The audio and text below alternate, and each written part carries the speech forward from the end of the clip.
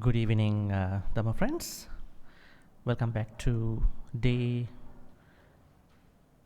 day 4 of the Sutta study conducted by BMV, and today we will be going to discuss another section of the Dhamma Chakkapavattana Sutta, which you will be learning.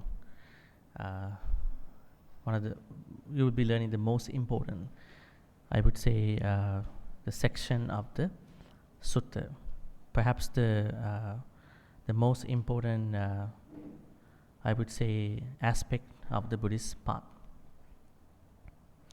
So before we get started, we will be paying homage to the Buddha 3 times as a respect for his teachings. Sadhu, sadhu, sadhu. Namo tassa bhagavato arahato samma sambuddhassa. Namo tassa bhagavato arahato samma sambuddhassa. Namo tassa bhagavato arahato samma sambuddhassa. All right. So, first we have to look at the text. I think we left up at the Atta Kilamatanu Yoga, self-modification, last Monday. For the newcomers, I would say that you could check the notes. We have been giving notes from day 2. Day 1 is just an introduction of the whole sutta. So the notes are important. At the same time, I think you are still at the beginning, so you could catch up with the the class. So I don't think it's a problem. So what we did was we discussed about the background of the sutta. This is the first sutta that was given by the Buddha. And we also discussed why it was gone to Samyutta Nikaya, right? Why it was actually given in the Samyutta Nikaya was that it is not a matter of seniority, but a matter of collection. I would say lineage of oral tradition, right? So the suttas do not come in a senior level, I would say in a chronological order. So they have been coming down to us orally. So the monks thought there would be better ways to orally memorize. So the longer suttas came first, and then the middle level suttas, middle length, and then the numerical ones, and then collections. Like this is in one of the collections, we call it Satcha Samyutta. Samyuttas, Satcha, collection of the truths. That's why we had to be very careful, when we read suttas. We don't know the purpose, we don't know the context, background that is going within the sutta. They were primarily set up in a way how to memorize, for mnemonic ease, for the ease of memorization. If you start from Digha Nikaya to Khuddaka Nikaya, you may get stuck. You may run into a problem. So that's why you have to learn under a certain guidance. And we discuss the background, and then we discuss the 2 extreme ends that the Buddha asks us to abandon. We should not use them for our spiritual journey, Dhamma journey, not even on the path to Nibbana, but also in our daily life. And those 2 extremes are Kama Sukhallikkhana Yoga, clinging to the 5 aggregates. That is how we explain. It's not normally translated that way. They normally translate sensual indulgence like this. People don't know what is that. Where is the thin line? Where we draw the line between karma and extreme karma? And we discuss this in a more specific terms. We said this is clinging to the 5 aggregates. That means you can enjoy karmas without clinging to the five aggregates. We had to, I would say, separate out karmas and then extreme karmas. And then we discuss about self-modification, atta kilamatana yoga, giving pain to the body in search of the happiness. The Buddha said, dukkha to sukha is not possible. Sukha, from sukha to a higher level of sukha is possible, right? That is how the Buddha says. Do not think that dukkha will give you any happiness. So your sila should not be a dukkha. That is what I want to say that day. Because sila is what people have to torture a lot. I can't do this, I cannot do this, I cannot go there. This demarcation has to be understood in a way, in a wholesome, comfortable way. The Buddhist sila is not an extreme thing. It's not like the Jains one. Jains one, yes.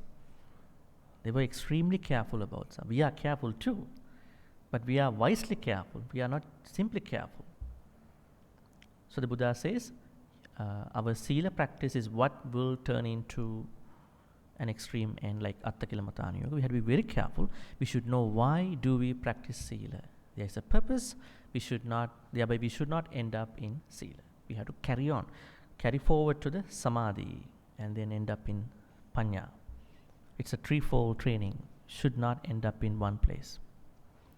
That's what we discussed. So today we are entering into the path that was told by the Buddha, middle path, Majjhima Patipada.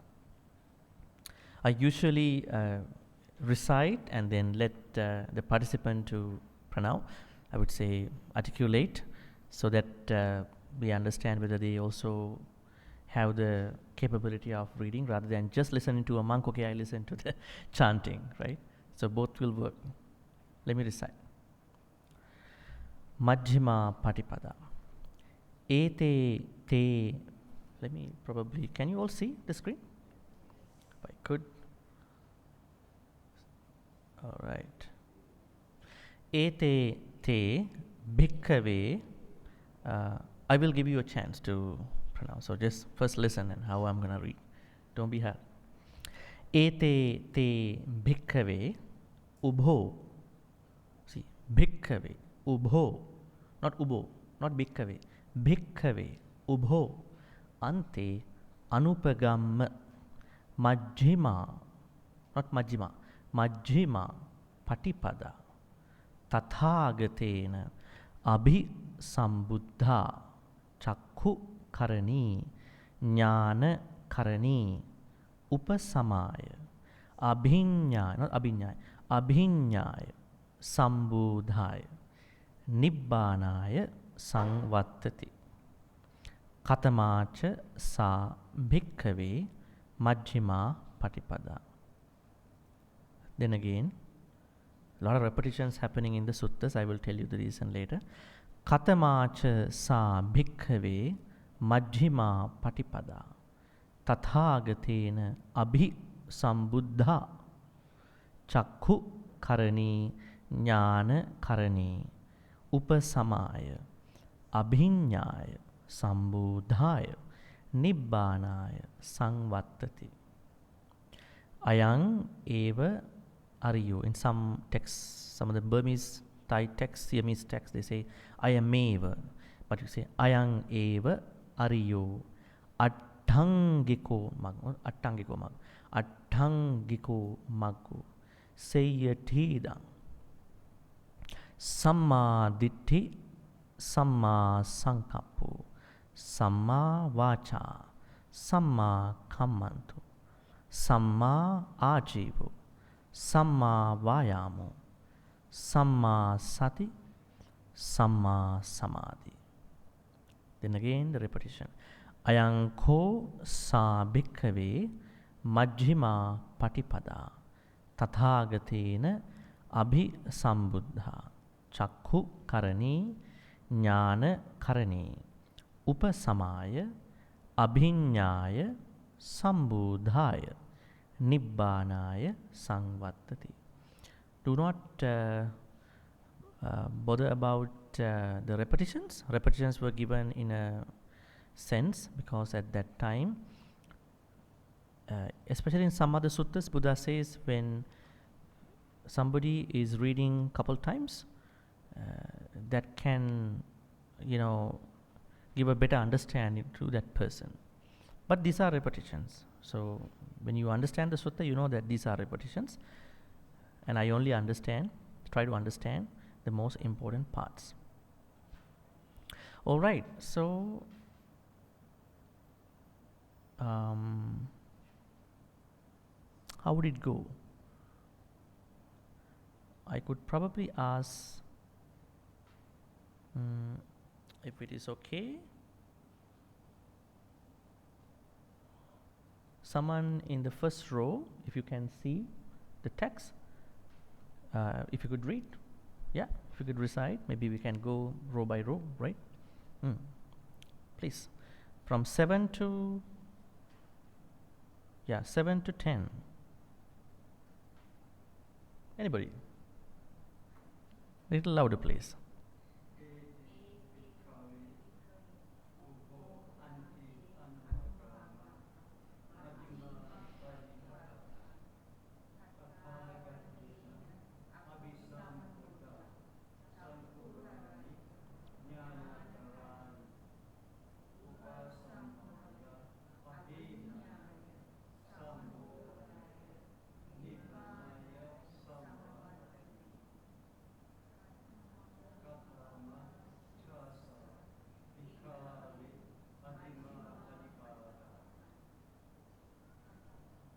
Yeah.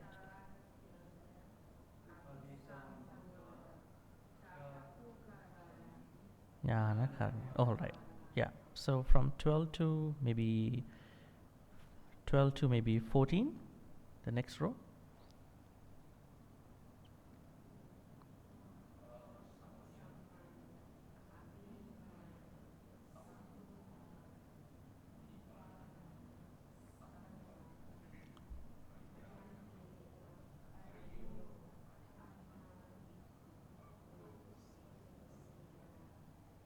Okay, good. 14 to maybe 21, the next row. Yeah.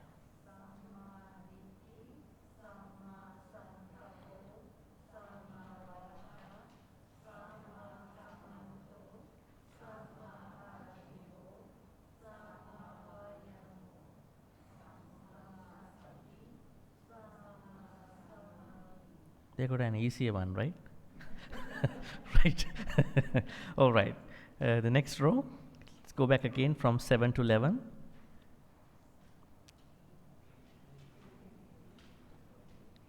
I can't hear. Don't whisper. You have to recite a little loud, otherwise you won't understand Pali.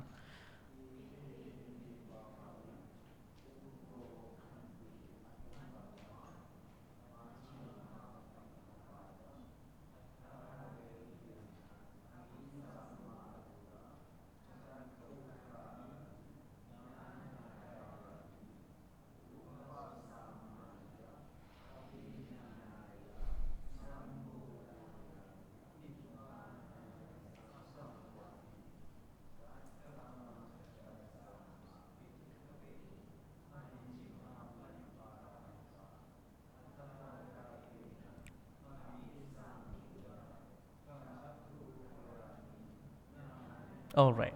From 12 to, I would say, 13. You all right? Okay, come over here. 12 to maybe the rest. 12 to Sama Samadhi, 21. Upasama.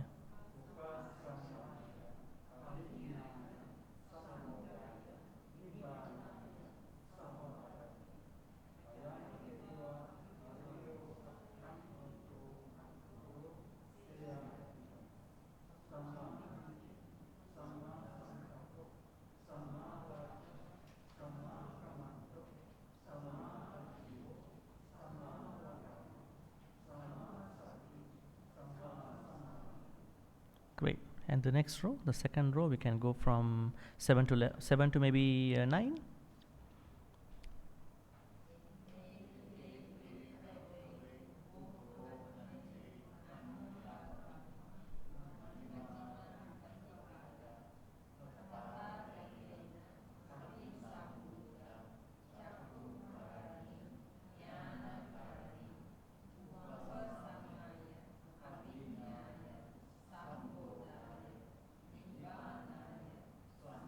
All right, third row from 10 to 12.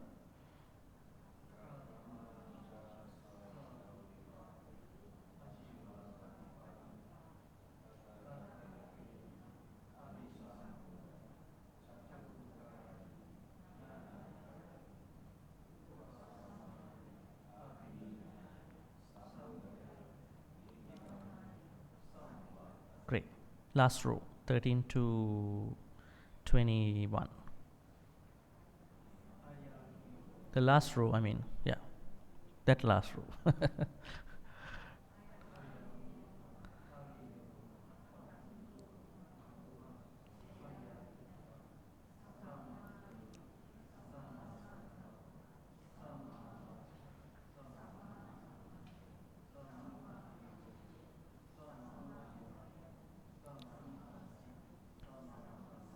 All right. Okay, so let's look at the translation. Etete bhikkhave. Bhikkhave means, I would say, bhikkhus. Etete ubho ante anupagam. Ubho ante, ubho means two, ante means extremes. Anupagam, not having approach, I would say not having pursuit. Then Majjhima Patipada.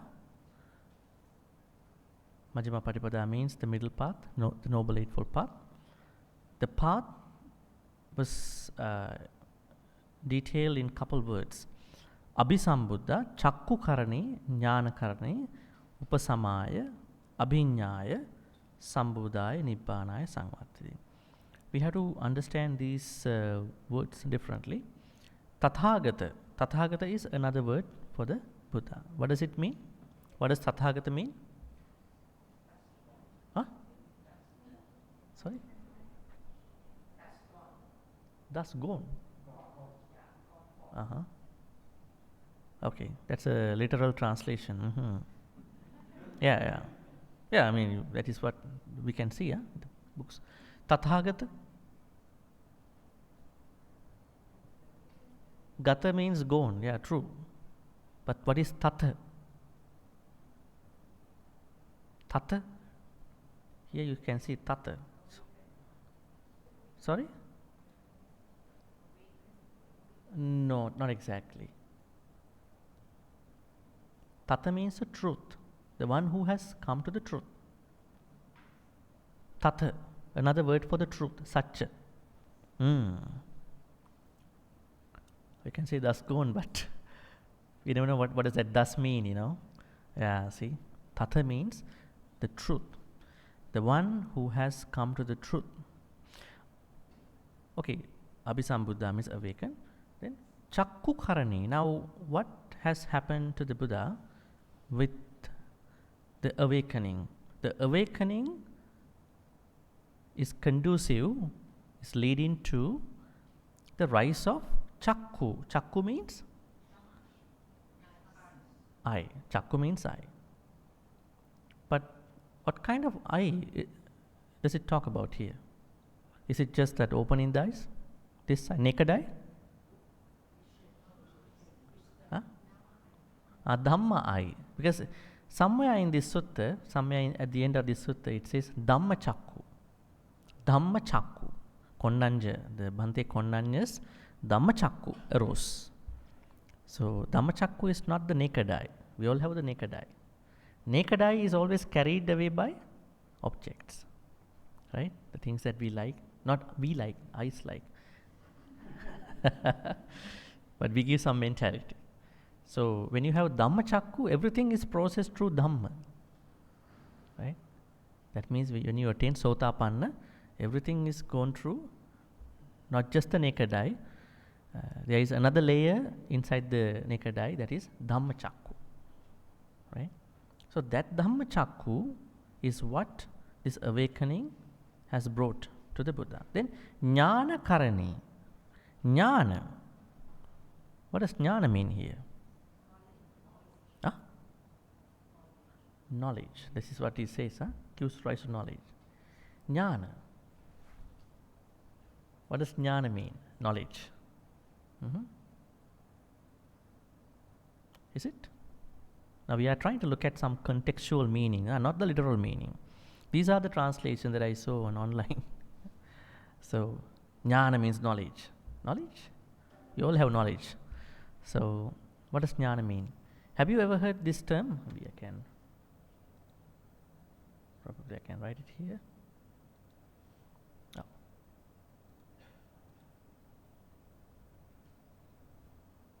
I don't have diacritical marks, so I can't do that, but I will.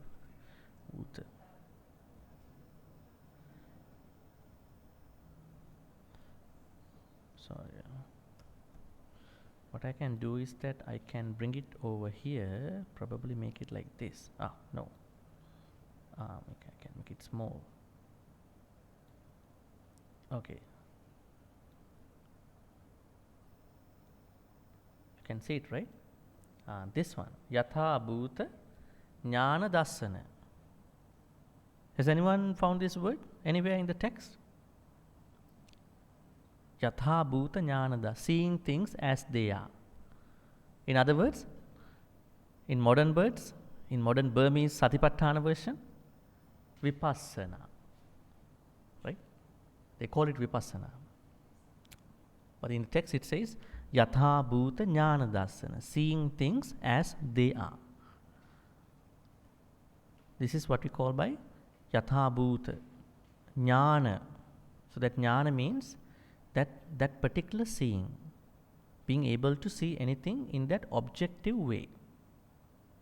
But sadly, what happens to us is that we are seeing things as we are, not they are. So we don't have that jnana here, right? So jnana means that seeing based on that objective form of that particular thing, event, right? Let's take a very practical example. Someone is coming to you and blaming you. Someone is criticizing you. You are so upset about it, right? Maybe you haven't done that bad thing or something. Maybe you are blamed for nothing, right? But you know that you haven't done anything wrong. You don't need to defend, maybe, unless it is very necessary. So you are not bothered by that. Like the Buddha. Buddha did not take any revenge, not pass the same thing to the person. When people blame him, he was silently going through that moment, and once they stopped, he normally may have asked a counter question. He did not react, rather he responded. That means he was not looking at it from a subjective way, and you blame me thinking, right? This me thinking is the problem here, right? So, but if you look at the event, any incident that happens to you, that is happening to you from an objective way, that means you have yatha bhuta jnana dassana at least to a certain level. So jnana means then not knowledge, but although you can translate, jnana means being able to see things as they are. That is jnana, right? Alright, see the problems, huh? So this awakening is conducive to the arising of the Dhamma Chakku, and conducive to the arising of the, what do you call, jnana. This jnana means seeing things as they are. Upasamaya.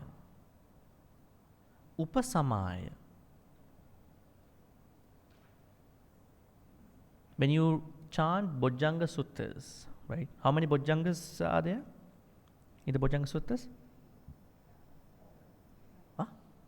4 Bojjhangas? 7. Can you name what they are? Why do we chant Bojjhangas? When someone is sick, going through a hard time, then we normally chant Bojjhangas, because the 3 Bojjhanga Suttas were chanted to 2 Arahants, and then finally to Buddha himself. Once Arahant Mahakashyapa smelled something in the forest, so he got sick. He smelled, and then the Buddha came to see him, and then he chanted the Kasapattera Bojjanga, right? And then he was able to get back to normal. Then once Arhan Mahamoggallana was sick for a similar reason, then Buddha again came and then he chanted the Bojjanga Sutta. At the end, he was able to get back to normal. Then once Buddha was sick, Shakyamuni Buddha, because he's still carrying a physical body, right? He was sick. Then he asked Monk Chunda to recite the Bojjangas. He was able to get back to normal. But he had some sansaric health problems too, which he could not overcome too. Yeah. But this was a very little, I would say, issue that he had. So what are the Bojjangas? Sati, Dhammavichaya, Viriya, Piti, Passaddhi, Samadhi, Upekka. So these are the elements of the awakening. When someone attains Nibbana, maybe a Pacceka Buddha, maybe the Samma Sambuddha, their awakening consists of seven,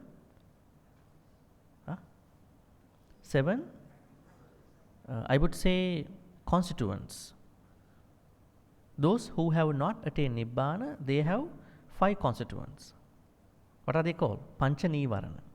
We have Pancha Nivarana, unless you have not attained Nibbana. Our life is considered of Kamacchanda, sensual desire, Vyapada, ill will, Tina Midda, sloth and torpor, Uddhacha Kukkucha, restlessness and remorse or regret, and then Vichikicha, doubt. We don't say that we always have these things. These are coming and going away, come and go. But they don't have those 5. Once they attain Nibbana, what they have are Bojjangas, 7 Bojjangas. So the reason why I wanted to bring that up is that you see a Bojjanga called Passaddhi. What does Passaddhi mean? Passaddhi means composure, mental composure. There are a lot of translations. Tranquility. So Upasamaya means awakening is conducive to the tranquility, peace. Not RIP, yeah? This is something much broader than RIP, Upasamaya. Then Abhinyaya. Abhinyaya means conducive to the direct knowledge. Again, you can see Jnana. So every Arahant is acquiring, entering into special knowledges. Asavakkya Jnana, the knowledge of eradicating all the asavas or kilesa, that is one abhinya. And then what are the other abhinyas? There are pancha abhinyas, 5 or 6 abhinyas. They can read the mind of others. Is it called telepathy? Something like that. They are able to read others' mind. Even some Indian ascetics can read that mind. In Himalayas, some of the ascetics, they can read the mind because they attain some of the stages. But it's an expiring stage. When you have samatha, it can expire. But when an arahant is at that level, their telepathy is everlasting. Cheto pariyaya. Then Dibba Chaku, they can hear anything that is happening across the universe. They can see anything that is happening everywhere in the world. So these are, do not think they are going to be a little, different. But Abhinya means awakening allows the Buddha here or somebody to experience the direct knowledges. Then Nibbanaya. Nibbanaya means, what is Nibbana? Some people say salvation, redemption. These are Christian words. They are not appropriate at least in the Buddhist sense. We don't have a salvation. Nobody is going to give us salvation. So I would say Nibbana means extinguishment or blowing out the fires that arise through the kilesas, because we are always in fire, right? So we are going to blow out the fires that are arising because of the kilesas. It is a permanent extinguishment. Even fire brigade cannot do that. These fires cannot be extinguished by the fire brigade. These are actually happening all the time, head to toe, toe to head, everywhere in our mentality. So Nibbana means extinguishment. Remember, when Prince Siddhartha was seen by a lady called Kisa Gautami, she predicted something in a verse. Remember that? When he was in the lay form, he said, Nibbuta anuna sa mata, Nibbuta anuna so pita, and so forth. So the mother of this particular young man should be already extinguished. Nibbuta, that is a past participle in Pali grammar of Nibbana. PP, past participle. It comes from Nibbana. So the one who gave birth to this particular young man should be already extinguished. Peaceful. Then the father, then the spouse, the wife. So Nibbuta, that means that come from Nibbana. So that is a permanent extinguishment, right? All right, so the middle path that was found upon by the Shakyamuni Buddha in terms of his awakening is conducive to the Dhammachakku, then to the Vipassana, Vipassana perspective, I would say, seeing things as they are perspective, and then for the tranquility or the peace, for gaining high knowledges, and Sambodhaya means full awakening. Sambodha is only Sambodhi, it is only for the Samma Sambuddhas, and Nibbanaya to the Nibbana. Katamāca bhikkhave majjhima patipada. What is that middle path, monks?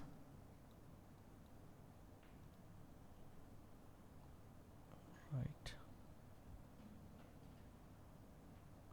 Tathagatena sambuddha, the same thing follows. I'm not going to read that part. Ayameva ariyo atthangiko maggo sayatide. It is this noble path which has 8 components, factors, right? They are Sammaditthi, right view. Is Samma right? What could be a good translation? Is Samma right? It cannot be. Samma could be very wholesome view, but people don't understand when you say wholesome view, right? Because right and wrong, they are normally taken from a secular point of view. You could be wrong, you could be right? So right is not always wholesome, right? Isn't it? Somebody grabs some hunting guns and go for hunting, and he can legally hunt animals over there, right? But it's not wholesome, right? Somebody can officially go do fishing. It is legal in some places, but it's not wholesome. But we use right just to understand. But the bigger meaning is wholesome. You are not creating lobha, dosa and moha, right? Akusalas. We just follow the convention. We have to follow, right? Sammaditthi, right view. Samma sankappa, right intention or thought. Samma vacha, right speech. Samma kammanta, right action. Samma ajiva, right living. Samma vayama, right effort. Samma sati, right mindfulness. Samma samadhi, right concentration. All right. Let's step out of the text. Notes. All right. So, the Noble Eightfold Path has been misunderstood by many. Why do I say so? If you can remember this text from somewhere, Satipatthana Sutta. Ekayano ayang bhikkhave maggu sattanang visuddhiya soka paridevanang samatikkamaya dukkha domanassanang attangamaya nyayassa adhigamaya nibbanassa satchikiriyaya yadidang chattaru satipatthana. With this statement, there is a doctrinal conflict, teaching conflict within the text, if you have noticed that. What does it mean? Satipatthana Sutta, Majjhima Nikaya 10. This is the only way, monks, for the purification of beings, for the overcoming of sorrow and lamentation, for the destruction of suffering, dukkha, and grief, domanassa, for reaching the right path, for the attainment of Nibbana, namely the four, I would say, four establishments or arousing of mindfulness. Now, mindfulness seems to have taken over the only path. All right. How is this going to be in conflict with the Noble Eightfold Path? Noble Eightfold Path is the only path. That is the highest path. How come then there is this teaching in the Satipatthana Sutta? This is a further clarification. Satipatthanas are under the Noble Eightfold Path and not above the Noble Eightfold Path. So the mindfulness teachers do not make this as a point, because mindfulness has been more popular than the Noble Eightfold Path. They have taken out, strip out the mindfulness from the Noble Eightfold Path and make it as a, retreat practice only. So let's go to the top. Look at this Dhammapada stanza, 273. Magga nattangiko setho. Maybe I can. All right. Magga nattangiko setho saccha nang chaturu pada virago setho dhammanang dvipadanang cha chakkuma. Of all the paths, the Eightfold Path is the best. Of all the truths, the Four Noble Truths are the best. Of all things, passionless is the best. Of men, the seeing one, the Buddha, is the best. All right. So this means the Noble Eightfold Path is the highest and the direct path to attain the Nibbana. Once again, let's go down. Dhammapada 274. Esova maggo nathanyo dassanassa visuttya etang hitumhe patipacchata marasetang pamohana. This is the only path. There is none other for the purification of insight. Walk this path and you will bewilder Mara. So this is the only path which the Mara cannot see you. Mara can trace all the other paths. Right? Now I can show you the Satipatthana Sutta version. So here, although textually ekayano ayam bhikkave maggo, right? Even though it is said this is the only, but it is not the only one, because it's a set of 8 factors. You can't practice Satipatthanas without the rest of the Noble Eightfold Path factors. If you do that, you will run into a difficulty. That is an incomplete teaching. You have to start from Samma Ditti, Samma Sankappa, Samma Vacha, Samma Kammanta, Samma Ajiva, Samma Vayama, Samma Sati. That is Satipatthanas, and Samma Samadhi. That has to be emphasized. All right? And now I'm going to show you, this is a flyer I made some time ago just to show you how this works. Maybe I'm going to sort of, all right.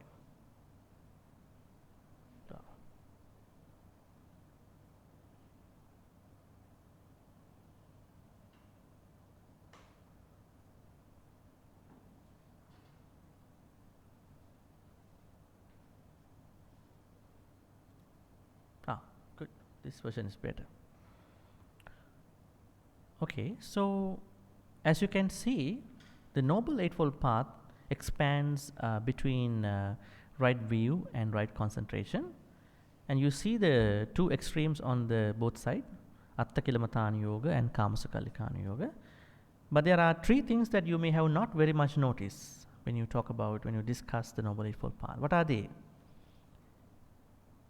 These 3 disciplines, Sila, Samadhi, Panya. Probably you may have not paid enough attention to these 3. And also, these 3 three things on the other side: right view, right effort, right mindfulness. What are they? In order for you to practice any path factor, say for instance samaditi, say for instance samma sankappa, maybe samma vacha, maybe samma kammanta, maybe samma vayama, maybe samma ajiva, maybe samma sati, maybe samma samadhi. In order for you to practice each path factor, you must particularly utilize samma ditti, samma vayama, samma sati. Otherwise you are not practicing each path factor completely. How is it going to work? Let's say right view, starting point. Now what do we need at the beginning for any path factor? Now in the case of right view, samaditi, there is a micchaditi. So how do I separately identify this is samaditi, this is micchaditi? How do I know it? Then I have to be backed up by right view again. Right view helps us to separately understand this is right view, this is wrong view. Let's take samma sankappa. How do I understand this is right sankappa, intention or thought? Then right view helps me to separate out, this is right sankappa, this is wrong sankappa. In the same way, in order to understand the samma side and miccha side, you must use right view all throughout the path factors. That's number one. Just because you find out the difference, this is samma, this is miccha, can you still go ahead? No. You need energy, effort, so that we have to use right effort. Let's say now I know this is miccha, this is samma, but in order for me to work on it, work toward the practice, I need some energy, effort. This is called samma vayama. So samma vayama is the second supporting path factor. Samaditi is the first supporting path factor 1. Now, do I have an easy way to practice these path factors? Not exactly. Then I have to pick up the right moment.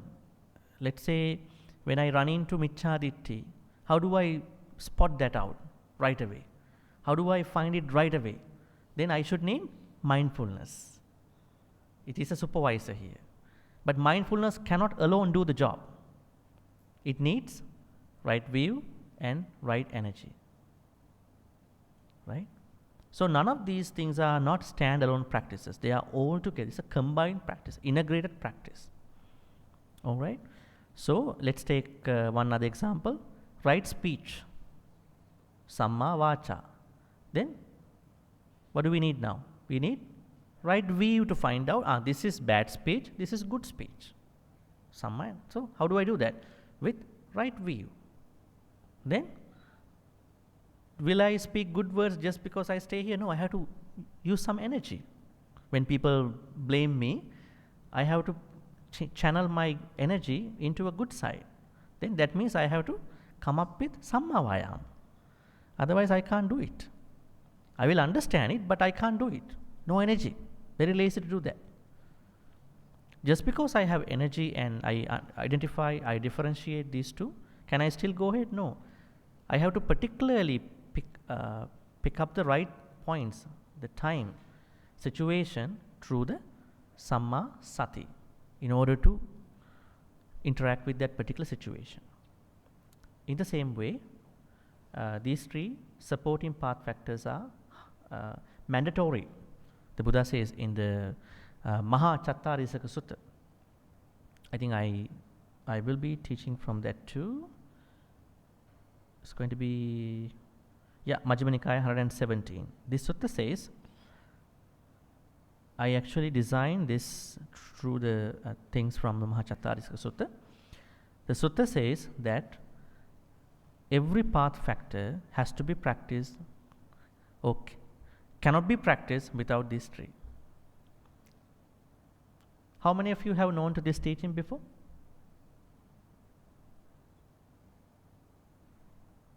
Did you always think that I just do samma ditti, I just do samma sankappa, I just do samma vacha? Is it what you already knew, not to your mind before? That's why. All these path factors should be practiced with these three. And each path factor has its own contents too. With the support of these three, one has to work on the individual context of that particular path factor. That they are what we will be learning in the next couple of weeks. Because we only do an introduction today. From next week onwards, we pick up one path factor. Samma Ditti 1 day. Samma Sankappa 1 day. So we'll go 8 days. Alright, any questions up to this point? Before we proceed?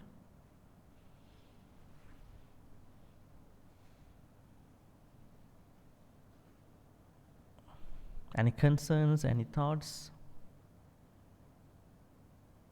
Do we have a mic over here? Mic. Any concerns, any questions about things that I shared so far? Yeah, don't be shy. Please go ahead. If you have any questions, please go ahead. All right. Yeah, Bhante, I'm just trying to understand the right view.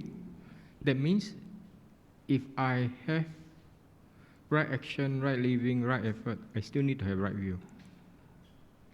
Not even right view, right effort, right mindfulness. Or wholesome, like what you say. I now feel wholesome is a better choice than right. Okay. So the same thing, if I have the right effort, right mindfulness, right concentrate, I still need to have the right view. Mm-hmm. Is that what I see? So the same thing, right effort, right mindfulness. Now there are two ways to practice. First, you have to practice one by one. When you are skilled enough, then you practice simultaneously. Right? Now, you are newbies, so you are learning. At this point, you can imagine that you are going to practice one by one through the support of those three. All right. So let's proceed. And you can see there are two more path factors at the end. Can you see them? In green color? Right knowledge, right release. What are they? Have you ever heard that there is the Noble Eightfold Path, which has 8 path factors, and there is the Noble Tenfold Path? What is that? That means people like us, sorry? For Arahants are those who have finished the journey, the discipline. They also should practice till they die. Their practice has 2 more additional path factors. They are the ones in green color. Right knowledge, Samma Jnana, Samma Vimutti. Can we understand them now? We are not able to understand them because this Jnana is particular to the Yatha Bhuta Jnana Dassana, because they know what is the opposite of the Yatha Bhuta Jnana Dassana. And then release, Samma Vimutti. Even in other religions, they release things. Even in other XYZ religions, they release. They think, now we are released. So there is a Michcha version, wrong version of release. But Arahants know the proper release. So they practice 2 more path factors. That is why their path factors are 10. They also practice these 8, but little differently. But we practice in the general way. When we end up with concentration properly, then we can become an Arahant one day. Then when we practice the path, we will practice as the 10-fold noble path. All right? Yeah. All right, that is number 1. Number 2, how does the noble eightfold path lead to awakening? Now this is a quote that I took from Nagara Sutta Samyutta Nikaya. I would read a little faster. It is just as if a man traveling along a wilderness track were to see an ancient path, an ancient road, traveled by people of former times. He would follow it. Following it, he would see an ancient city, an ancient capital, inhabited by people of former times, complete with parks, groves, and ponds, wall, delightful. he would go to address the king of the king's minister, saying, Sire, you should know that while traveling along a wilderness track, I saw an ancient path. I followed it. I saw an ancient city, an ancient capital.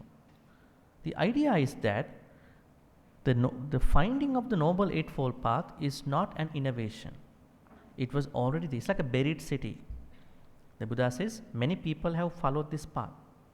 See, in the same way, I saw an ancient path, an ancient road traveled by the rightly self-awakened ones, former Samma Sambuddhas, former times. That path is what we call by, see, just this Noble Eightfold Path. Right view, right intention, right speech, right action, right living, right effort, right mindfulness, right concentration. This is the ancient path, ancient road traveled by Samma Sambuddhas. I followed that path. Then what happens to him? Following it, I came to direct knowledge, abhinya, of aging and death. Now the Samma Sambuddha came to the direct knowledge about the aging and death, jara and marana. Do we have a direct knowledge about the aging and death? No, we just simply know the convention. That's why we are very worried about even hearing that word. Getting old, that word, a lot of people hate that word, dislike it even, talking about it. Marana is such a very total disaster, like we don't even talk about it, a lot of people. Direct knowledge of the origination of aging and death, cessation, right, leading to the cessation of all that. So in the same way, he came to understand birth, becoming, clinging, craving, feeling, right. I followed that path. That means this Noble Eightfold Path is not an innovative path. This was already there, but he refound it. Okay, this is a very interesting part. Order of practice. How do we practice? Where do we start this practice? Right? Can we go to the third one and practice the third one and come back to the first one? How do we do it? Let's see. One by one. Is that a good idea? Yes, we have to start first in a gradual order, just to get a sense of what it is. Because we don't know the practice very much. But today you know, when you are to practice this Noble Eightfold Path, you should practice with 3 supportive factors. Samma Ditti should be practiced with Samma Ditti, Samma Vayama, Samma Sati. Samma Sankappa should be practiced with Samma Ditti, Samma Vayama and Samma Sati. Now when you say with the support of those 3, you have to work on the contents of that particular path factor. Let's say Samma Sankappa. What are the bad Sankappas? What are the good Sankappas? You have to first understand them. Samma Ditti will help you to find them out very well. Locate them. And then you are supported by, not you are supported, you have to use Samma Vayama to support yourself to carry on your journey. And then, but you are living as a normal person, so you don't know where to practice them. Samma Sati will help you. This is the time. I should not speak bad words. I should not have bad thoughts. It helps you to find out the problems, figure out the problem. Samma Sati. So Samma Sati is not just a sitting practice then. See? The reason why Samma Sati is attached to each path factor is that every time you look at these whole aspects, you should be able to pick up the problem. How do you pick up the problem if you don't have a practice? So it is a 24/7 practice. When you talk, when you eat, when you drive, right? You have to use these 3. Otherwise you are only good for a couple hours. Once you wake up, you are in a total disaster, right? That is not the Buddhist practice. That may be somebody else's practice. The Buddhist practice is, it's a 24/7 365 practice in a comfortable way. Not like very hard on it, very difficult practice. The Buddha said, my practice is not difficult practice. It is a happy practice. He wants to see people are happy by practicing it. Right? Not like I'm hard on my meditation, I'm hard on my Samma. No, you don't have to be hard. That is pain. That is Atta Kilamatana Yoga. Right? Okay, so one by one, you're going to start. Let's say you get started by one.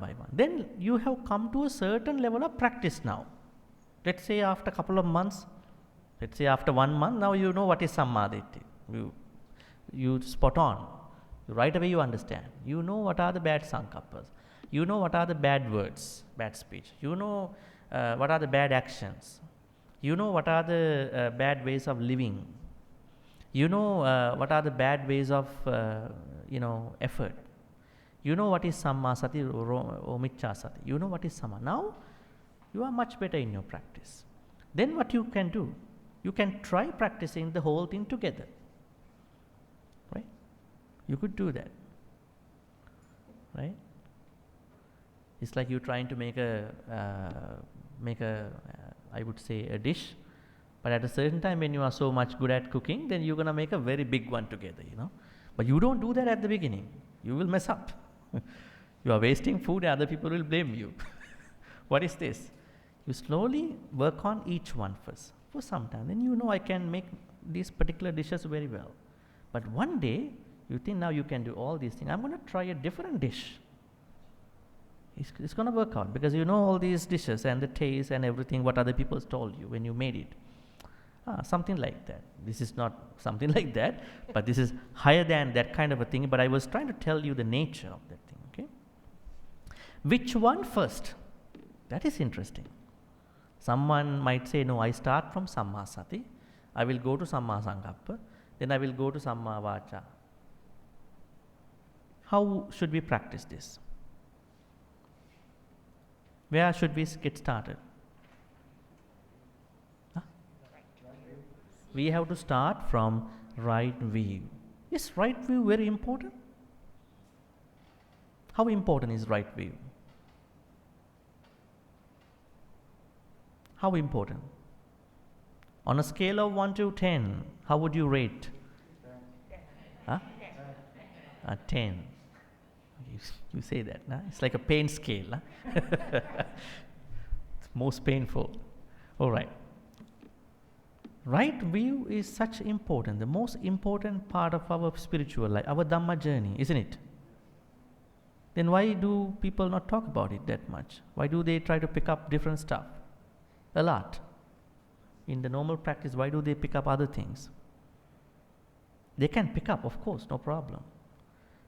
Right view is what is telling us why we are engaged in the practice, our purpose of the practice.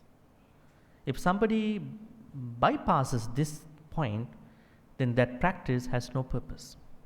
It's like you practicing Sila without knowing the purpose of it. It's like you practicing meditation without knowing the purpose of it. The purpose of meditation is not just to relax, right? And you practice other stuff, samadhi, without knowing its purpose. The purpose is attached to the sammaditi, right view. Another example, I think you all know about the Dasa Kusala, right? 10 Kusalas. It's a very primary teaching that everybody is knowing. Not even the people who come to Sutta studies, everybody should know. What are they? Dasa Kusala, can somebody name me what they are? Dasa Kusala means 10 wholesome acts that we all should do all the time. What are they? There are some wholesome stuff for the body, some stuff for the speech, some for the mind. Okay, can we go one by one? Not killing, not stealing, not misbehaving in your sensual pleasures. Okay, these are for the body. You are creating wholesome activities through these three from the body. How about the speech? How many are there? 4. Why it is more than the body? A lot of people make a lot of akusalas through the speech. That's why. That is why it is 4. Right?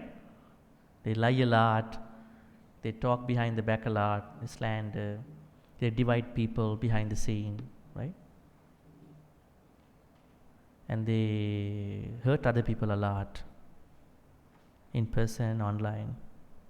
And they talk unnecessary stuff the whole day.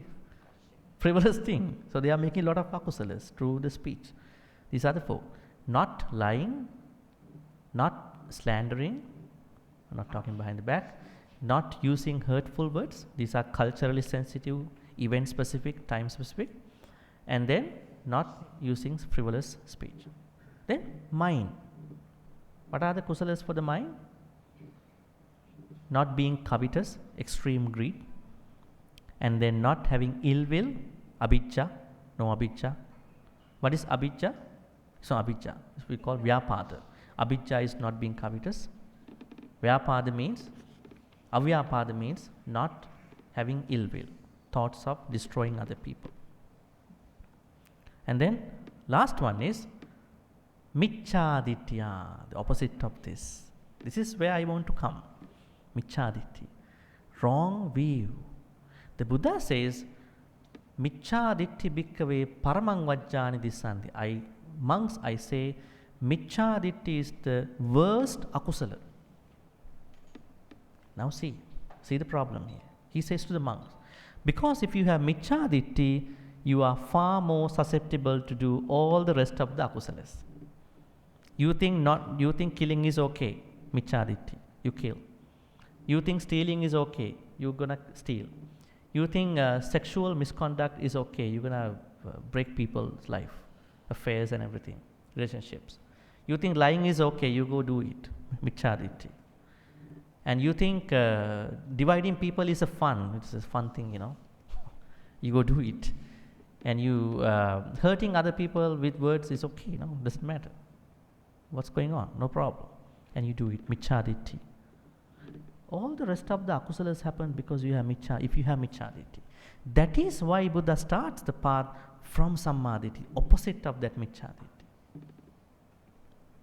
Now see how important it is. How important is the Sammaditya? It's not just believing in karma and vipaka. It is such a very vast, expanded meaning that is embedded in the Sammaditya. So if you start your Noble Eightfold Path practice with a meditation, you are going to mess up. Why? You don't know why you meditate. That is the problem.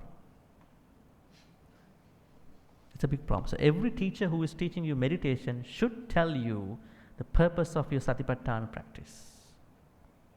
Otherwise, it's a mess. And people are misguided. Alright, so start from the Sammaditya that you understand. What is Sammaditya? But I wanted to show you what is... I'm going to actually discuss that next Friday, but I'm going to show you that on the blog. A flyer that I made for Sammaditya some time ago. I will use this one too next Monday. Yeah, this one.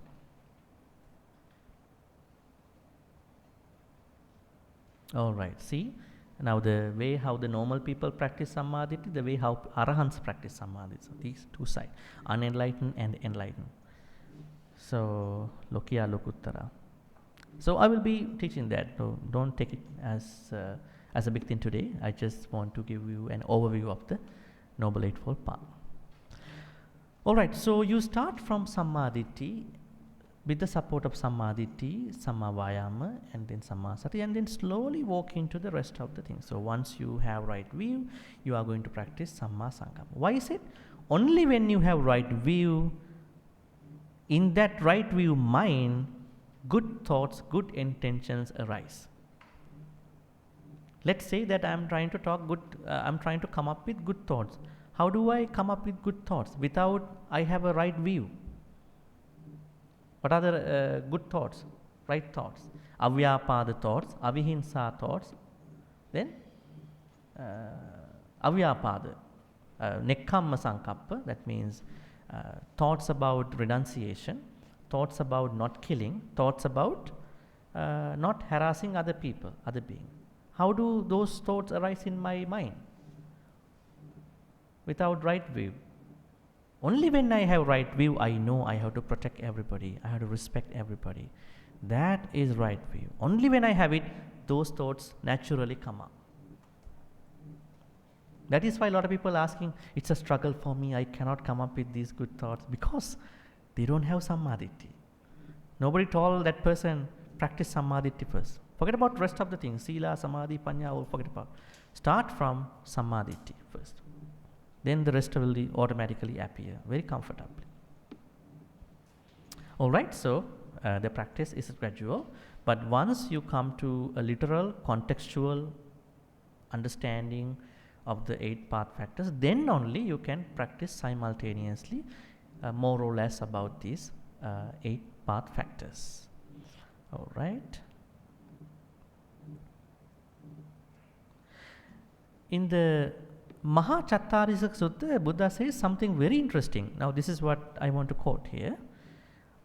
He says, first 7 practices are requisites for the right samadhi. What does it mean now? Then again it is shown, it clearly says, it clearly demonstrates, you will not come to Samma Samadhi without the rest of the 7. See? The first 7 practices or factors are requisites for right samadhis. How does he say? Ariyang vo bhikkhave samma samadhing desissami. I am going to teach you what is the noble samadhi. Saupanisang saparikkarang, with requisites, with all the components. Tang sunata, monks, please listen to me. Sadhukam manasikarota basissami. I am going to teach you. Here. Katamocha bhikkhave ariyo samma samadhi saupaniso saparikkara. What is the samma samadhi? Noble concentration with its prerequisites. Say it idang samma ditti, samma sankappa, samma vacha, samma kammanta, samma ajiva, samma vaya, samma sati. Without these 7, you will never come to samma samadhi. Don't think about concentration. It will never come to you. This again exhibits, demonstrates that in order for you to come to the last stage, you must have these 7 prerequisites, one by one and at a certain level simultaneously. Then the Buddha says, unification of the mind, Samma Samadhi, equipped with these 7 factors is called noble right concentration with its supports and requisites. Alright. Then we come to another very important part. I think a lot of people do not understand very much. So I quote Chula Vedalla Sutta, Majjhima Nikaya 44. This sutta is a conversation between a former husband of a lady, and she was a nun actually, Dhammadinna. The Visakha is the husband. So he comes to see his former wife, and then now there is a conversation happening. The conversation is about very interesting elements of the Noble Eightfold Path based on the Sila Samadhi Panya. Ariyo Panaye, Aye means, talking to a lady in a very respectful way. Attangiko maggo sankato udahu asankatoti. Translation: is the Noble Eightfold Path fabricated or unfabricated? What is fabricated? These are very complicated translation actually. Fabricated. I would say it is sankata or asankata. That means, do people make sankharas while practicing it or not making sankharas? When you practice in the Noble Eightfold Path, are you still creating good karma or not? Yeah. You do. You're creating good karmas. Because you haven't still attained Nibbana, right? Sankhara means, Sankhara has different meanings in Buddhism. Let's talk about it. Sankhara. Let's copy this word. I would say Sankhara.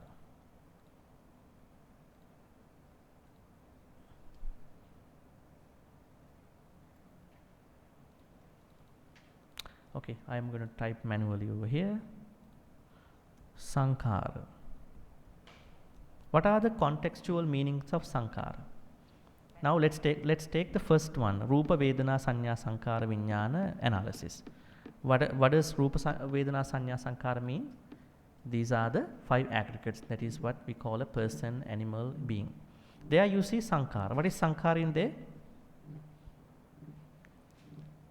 What is Sankhara in that context under the 5 aggregates? Huh? Karmas. Mental action means karma, action, not action, but mental action, karmas. Because you should have karmas in order to create these 5 aggregates.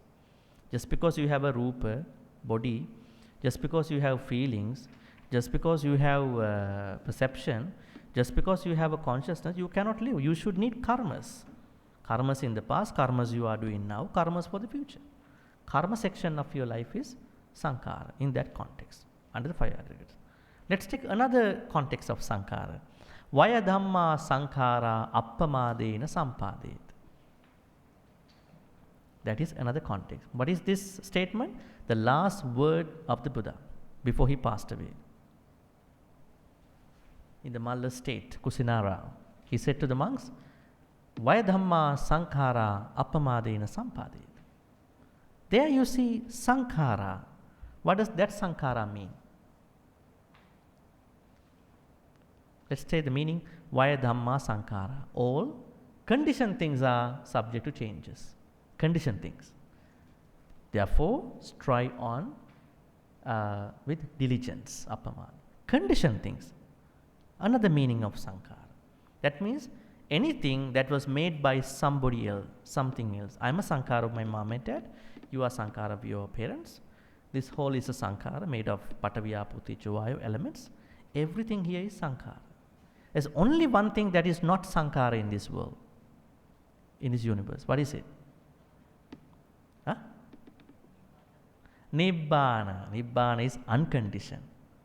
We all are conditioned. Right? We all are conditioned because we were made to be born by conditions.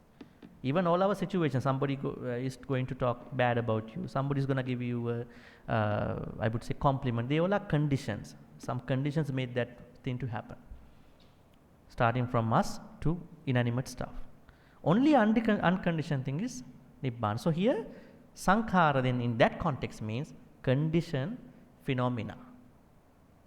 Now we know two contexts of sankhara. They are separately understood. Another meaning of sankhara? Mental formations. Pardon me? Mental formations. Mental formation. Can you mean a Pali word? Any Pali word to identify that? Mental formation is the one he said before, right? Yes. Yeah. So that is under the 5 aggregates. So the same thing. Another context of sankhara. Have you ever heard kaya sankhara, vachi sankhara, mano sankhara? What is that? That's a different context. Kaya sankhara means assasa passasa. That means breathing in and breathing out is called kaya sankhara. In some suttas, when somebody asks, what is kaya sankhara? Bodily formations. What are bodily sankharas? When you breathe in, breathe out, they are bodily sankharas. Because your body has been made of those two things. Vachi sankhara, vitakka vichara. Your words come from vitakka and vichara. In Buddhism, if you ask somebody, how do my words being constructed? Because of vitakka and vichara. Vitakka means initial thought and the sustained thought. They two make up our words, good or bad words. So they are the vachi sankhara. My verbal constructs come from vitakka vichara. So constructs, mental, verbal, physical constructs. And I think mano sankhara means sanya vedana, perception and then feeling. So that is another context. Are there any other contexts of sankhara? Now we talked about tree, yeah? Tree. Another context of sankhara?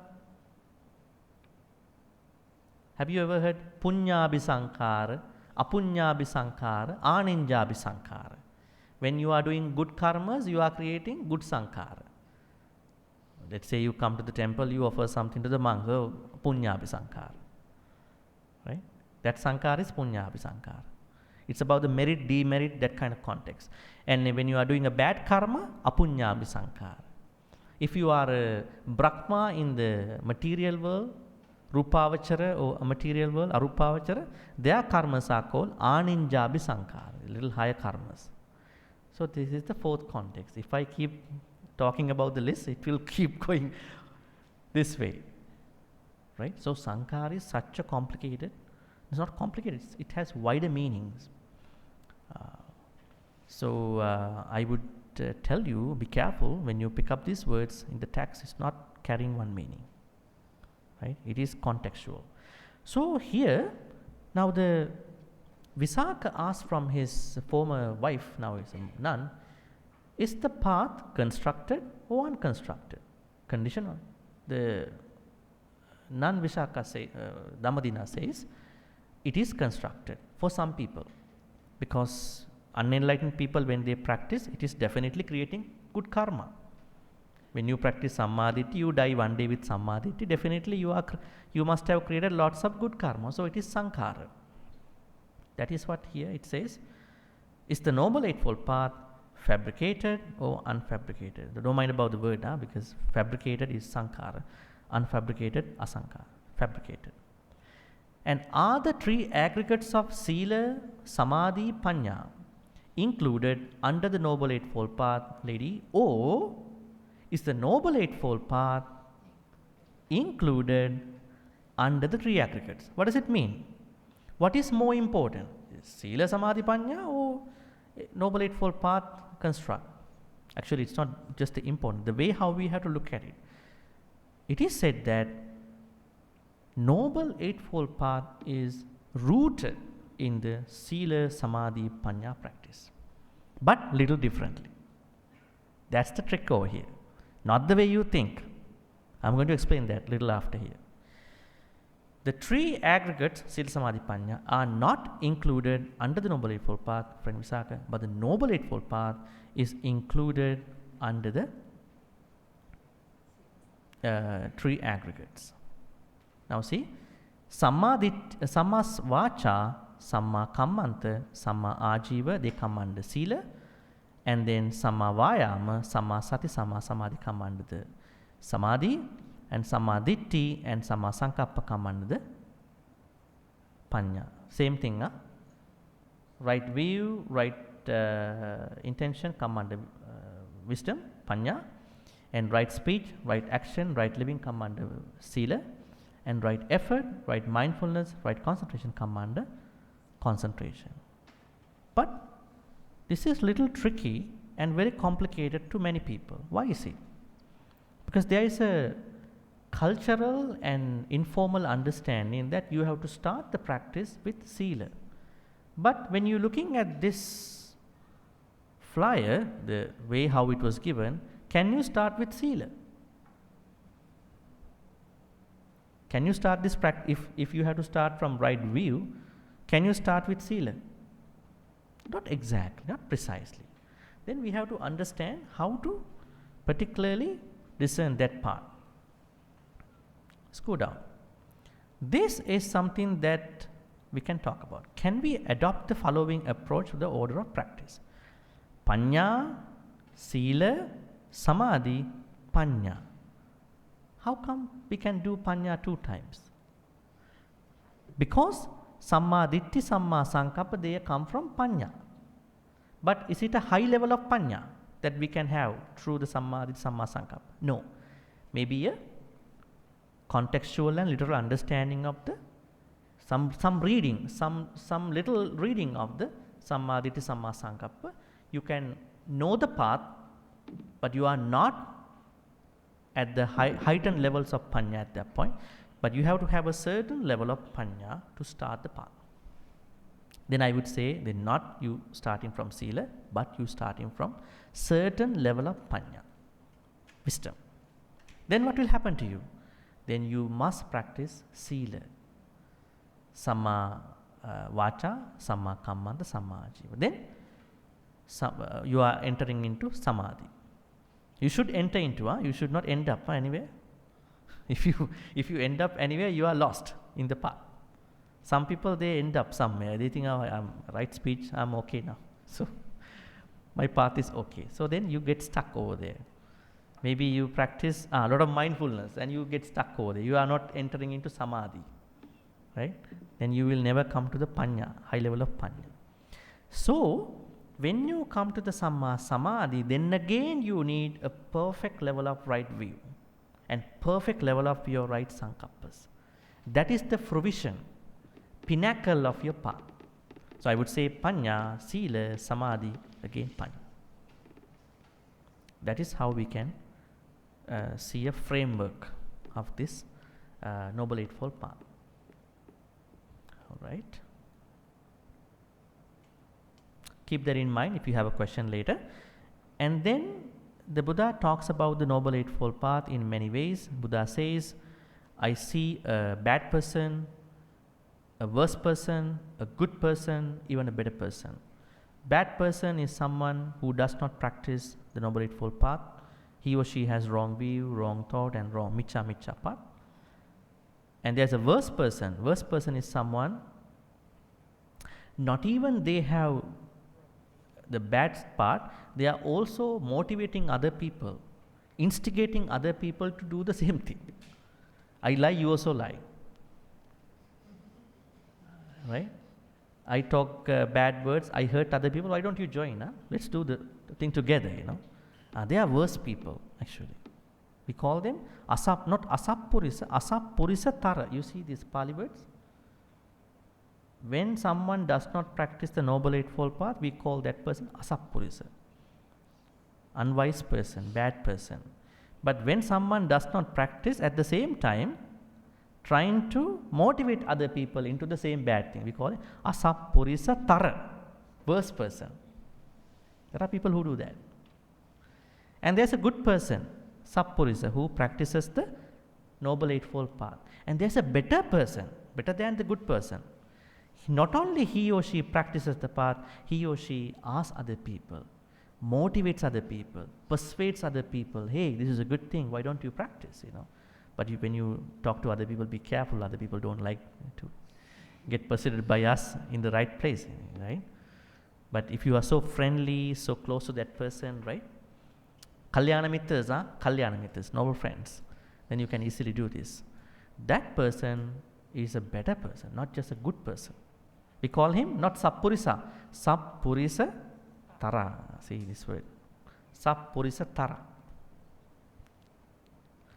So I actually brought this up just to show you how we should do. Not even we practice, we have to, if we could, we have to motivate others, inspire others.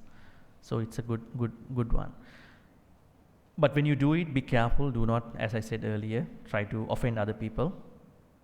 You know, brother, you can't do this. Sister, you can't do that. That's wrong. You know, don't go on that approach. You know, the people might be hurt. People will not come to you actually, because everyone thinks I'm good, I'm correct, I'm perfect. You know, so we have to slowly tell. You know, when they are opening up. You know, those are cultural stuff. All right. Any questions about this overview of the Noble Eightfold Path? Can you pick up the mic, please?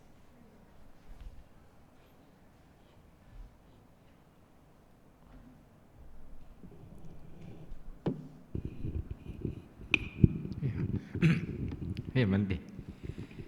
Hey, I've been thinking, generally, human being tends to think that they are always right, or they are right most of the time. So my question is this now, if a person is ignorant, how does one know that this is a right view and this is a wrong view? Yeah, that is why we need Kalyana mittas. We need at least two Kalyana mittas. Mm-hmm. We can never, this is very important to all of you, we can never practice this Noble Eightfold Path without Kalyana mittas.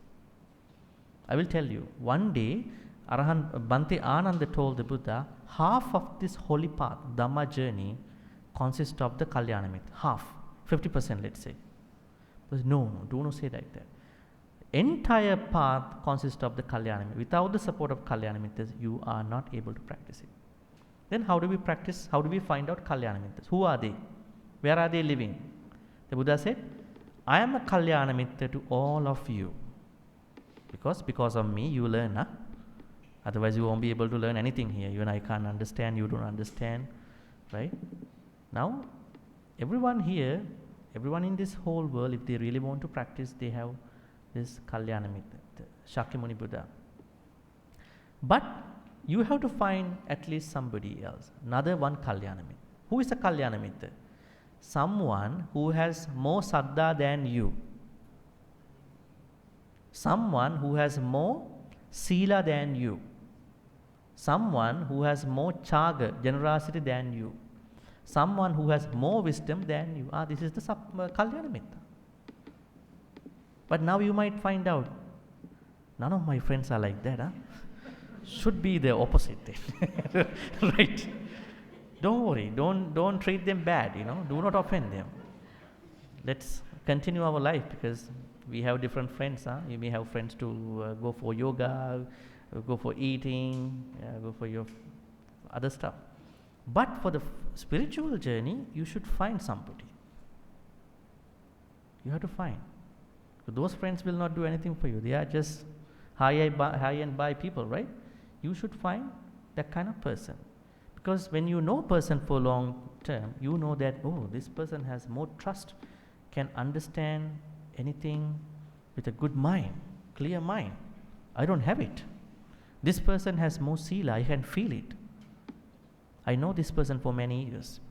This person is more generous than me. I'm a little stingy, a little greedy, and then this person is very wise. When something happens, when a problem arises, not like me, responds very properly, taking time.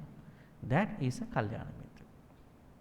Normally people think Kalyana Mitra is someone who chant together with you, who go to a Dhamma talk with you, who go to a retreat with you. This is the normal understanding. Yes, it is also okay. At least they come with you, But the real Kalyana Mitra is someone who has surpassed your saddha, surpassed your sila, surpassed your level of, compared to you, surpassed your level of chaga, generosity, surpassed your level of panya. The Buddha says, if you cannot find someone who is higher than all these four things, at least find someone who has equal saddha, sila, chaga, panya.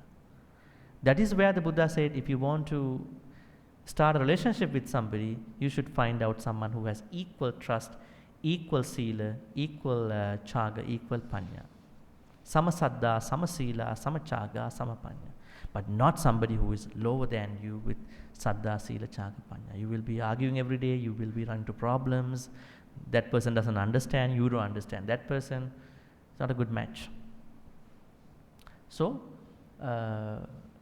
that is how someone understands that I really need a Kalyana Mitra. Because of that Kalyana Mitra, I am supported, I am motivated, because we can't be self-motivated here. This is the problem. We can be self-motivated to a little extent. But then again, to practice this enormous path, we are not able to do it by just being self-motivated. We need motivation from other people. Okay. It's easy. So that means that individual must have that desire and that want and that willingness of wanting to be better. That's on condition the person know that he's not good, he's bad. I didn't hear this second part actually. What do you say? Okay, based on what you say, that means a person, in order to be able to cultivate or be able to acquire this right view and... I would say in a comfortable, proper, good way. Yeah. Mm-hmm. So that person, in the first place, must know that he has some weakness and setback that he's willing to rectify or correct. Mm-hmm. Right? Yeah, Kalyana Mitras should be very open-minded people. So if that person is not even willing, okay, that means forever that person will not be able to cultivate this right view or practice this right view. Yeah, the problem is if someone is not willing, that means that person doesn't want to start this practice, right? That is a fundamental failure in that person's, if you look at it. So maybe it might be good for that person, but I think every person is different to my understanding. We don't need to think that everyone should be persuaded right away. I don't think that way. Everyone is unique. Everyone's way of catching up the Dhamma should be separately looked at. There is a separate pace how they are going to learn. Even in a classroom, every student is not genius, bright student, right? Teacher cannot just go by the genius students. Teacher has to understand that everyone learns subjects at a certain different pace. So in the same way, I think if you have someone, if you have somebody who is not willing to listen, I think the first thing is that you have to work on is to make a way to open up for a conversation about this. Not trying to talk about these things. When that person is opening up, then only have a good discussion.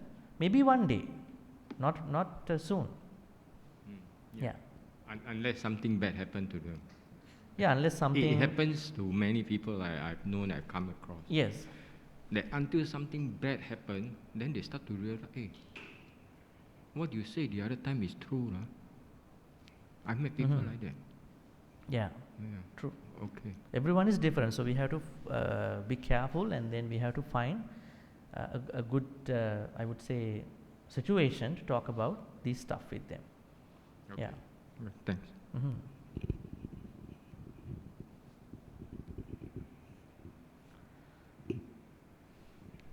Anybody else? You can pass the mic if somebody has a question.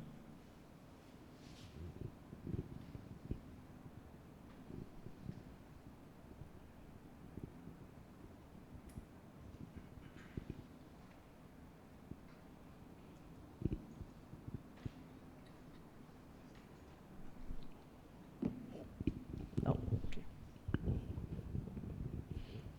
Bhante, you mentioned there is two Kalyana Mitra.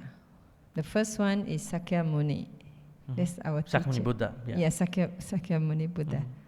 So can we consider all the venerables who have taught us the Dharma? They are our Kalyana Mitra. Yeah, they can be your inspiration. We don't think just only our normal friend. Yeah. Because Kalyana Mitra seems to be like normal friend. So we should, because we are learning, we are in the learning path, so we should consider our teacher who taught us, who are higher sada and maybe higher sila than us, which is walking the path. Yeah. But there's something to add. Now, let's say the Shakyamuni Buddha has already passed away. He's not a living inspiration anymore. He is an inspiration to us, but not a living, like for unenlightened people like us, we should be able to work with somebody, talk to somebody, in this life. I think we should be able to find somebody like that also. Maybe you may go for, the Buddha says we should have at least 2 Kalyana Mitras, at least.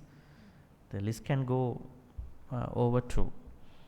Somebody, one of them should be somebody that you are always seeing, talking, hanging around, that kind of person too, if it is possible. Yeah. Venerables are not hanging around with you because they will teach you and then they will go back to their monastery. But what I am trying to say is, yes, they are also one of the Kalyana friends, but there should be somebody in your level, in your family bag, in your family circles, in your place where you do a lot of things. That is the place where you are mostly vulnerable to make kusala or akusala. Because the place where you are living, maybe your friends. Yeah, so I would say Shakyamuni Buddha is one, maybe a venerable, maybe third one should be somebody that you are with. Yeah, so at least in that level, because otherwise we are not able to sort out anything, right? Thank you. Yes. So someone who we are walking the path together. Yeah, together, yeah. Maybe the wife, maybe the husband, maybe a good friend, right? Yeah, I mean, it could be like that, It could be. Maybe a good friend. All right, any questions? If not, we're going to... you have a question again? Yeah, sorry, I'm asking too much now. Let's give the opportunity to somebody else, and then we will come to you. Anybody else want to ask something? Okay, you have a question.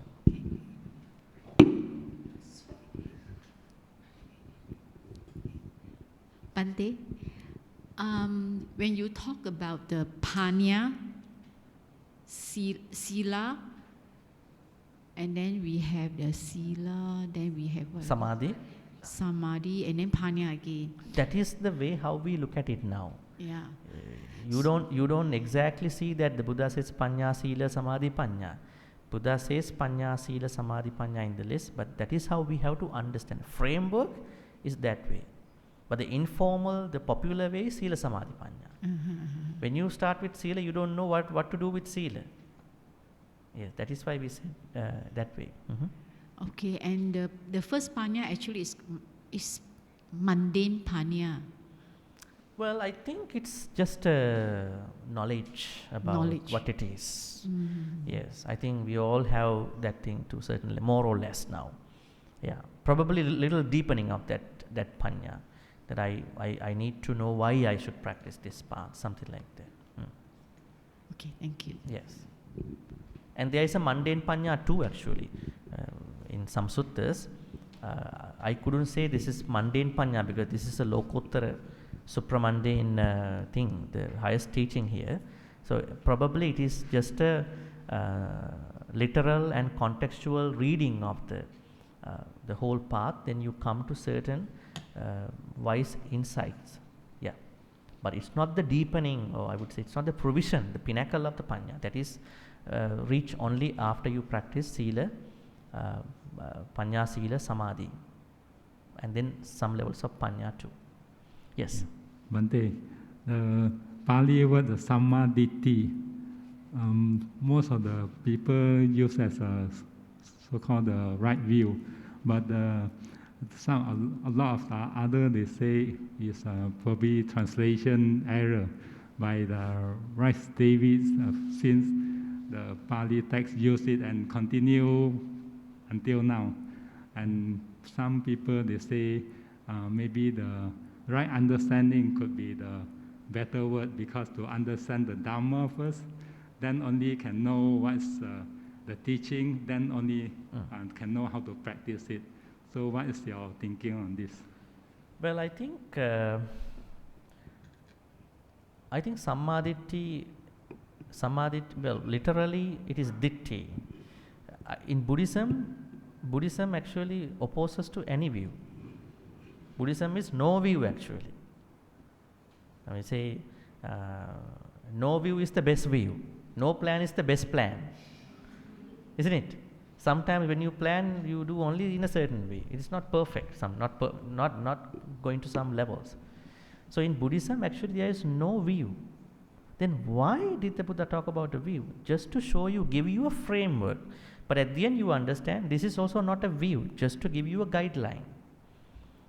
So if I translate literally, yes, it's a view, wholesome view. Wholesome view will come to you after a certain level of understanding, yes. Because ditti is attached to lobha. All the dittis are attached to lobha actually. It's a part of the greed. In Abhidhamma it says.